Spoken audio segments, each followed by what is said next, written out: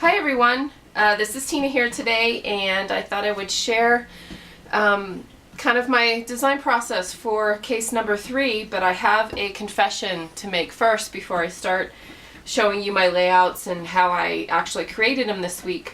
I actually was not going to create a layout this week. I was having a tough time getting motivated with the color palette and the journaling prompts this week. And I actually had put this paper aside and was working on some other projects, and I pulled it out last weekend and thought I would go ahead and try to create something. So actually through that process I created 2 different layouts. I was telling Debbie that I wasn't real happy with either one of them, but I thought I would still share. I like to push myself kind of outside of my comfort zone. And I'd like to share both of them and how, with the same prompts on here, you can kind of come up with different creative projects out of that. And I'm sure you see that every week with the design team layouts that everyone creates. We all work off of the same colors and off of the same prompts, but yet we all interpret that differently. So I thought I'd share that this week with the 2 different layouts that I created and the different elements how I pulled out of those prompts this week. So the first layout that I would like to share is Life Stops for No One. The elements that I pulled for this layout was obviously the color palette. I have a lot of the pink in the background. This is some of the pink paisley, I can't think of the Vintage Vogue collection. That's where this background paper came from.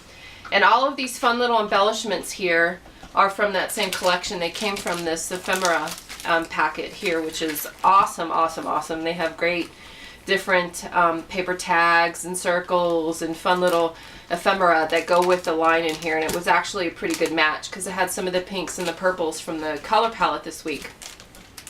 So what I did was one of the elements that we were supposed to pull from was to use a doily print. I've got lots of doilies. I've actually used them in a lot of my layouts. I've sprayed over them, but this paper represented a little bit of that doily to me. It has that very intricate pattern to it, and it repeated itself. I know that was part of the journaling prompt, but I actually pulled that out of the journaling piece and incorporated that into the paper that I chose. So that's why I used the background paper. I pulled kind of that doily pattern to it, and with the repetitiveness for the paper. The other thing that I pulled from the prompts was to use circular elements. Wow, that's a word I can't say.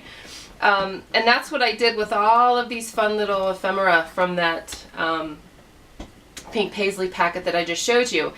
I took all of the circle elements from that packet, and again, from the color choice, they were perfect for the palette this week, and just started layering them across my paper here, and just put some on top of each other.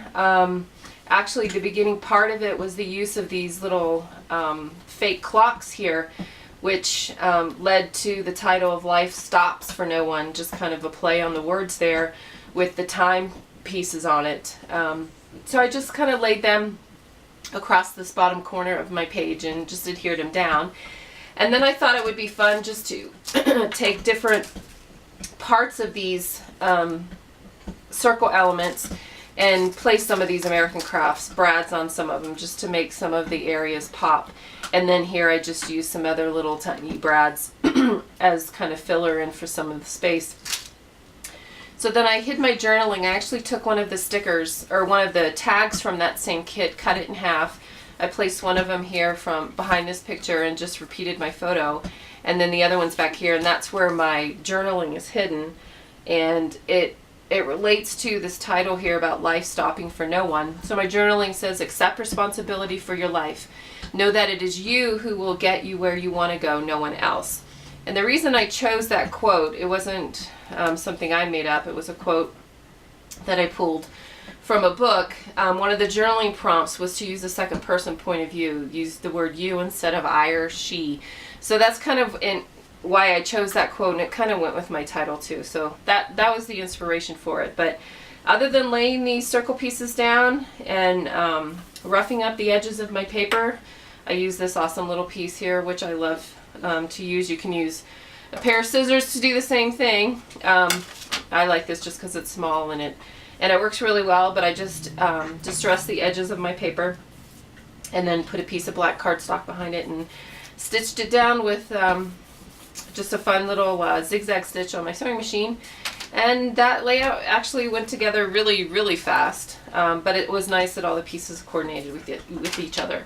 So that's how I created that layout, and those were the prompts that I used for that one.